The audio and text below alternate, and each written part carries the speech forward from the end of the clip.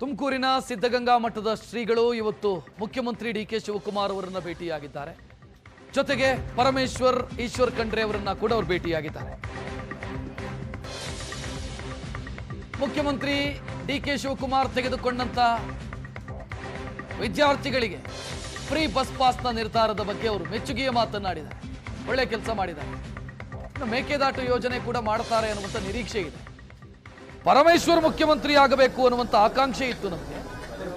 ಈಗ ಉಪಮುಖ್ಯಮಂತ್ರಿ ಆಗಿದ್ದಾರೆ. ಅವರಿಗೆ ಒಳ್ಳೇದಾಗ್ಲಿ, ಎಲ್ಲರೂ ಚೆನ್ನಾಗಿ ಕೆಲಸ ಮಾಡಲಿ ಅಂತ ಶ್ರೀಗಳು ಶುಭ ಹಾರೈಸಿದರು.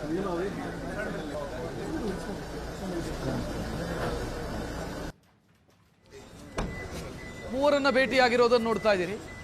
ಮುಖ್ಯಮಂತ್ರಿ ಡಿ.ಕೆ. ಶಿವಕುಮಾರ್ ಅವರನ್ನ ಭೇಟಿಯಾಗಿ ಅವರಿಗೆ ಅಭಿನಂದನೆ ಸಲ್ಲಿಸಿದ್ದಾರೆ, ಆಶೀರ್ವಾದ ಮಾಡಿದ್ದಾರೆ.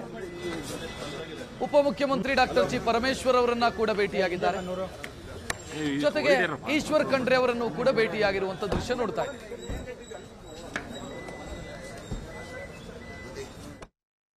ನಿನ್ನೆ ಅವರು ಮುಖ್ಯಮಂತ್ರಿ ಪದಗ್ರಹಣಕ್ಕೆ ಕರೆದಿದ್ದರು. ಆದರೆ ಅಲ್ಲಿ ಬರೋದಕ್ಕೆ ಸಾಧ್ಯ ಆಗೋದಿಲ್ಲ. ಅದಕ್ಕಾಗಿ ಇವಾಗ ಬಂದು ಅವ್ರಿಗೆ ಶುಭಾಶಯ ಕೋರಿದ್ದೀನಿ.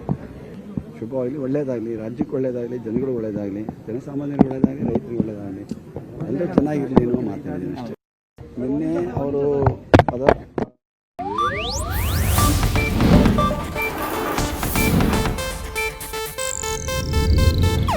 ಇದು ಏಷ್ಯಾನೆಟ್ ನ್ಯೂಸ್ ನೆಟ್ವರ್ಕ್ ಪ್ರಸ್ತುತಿ.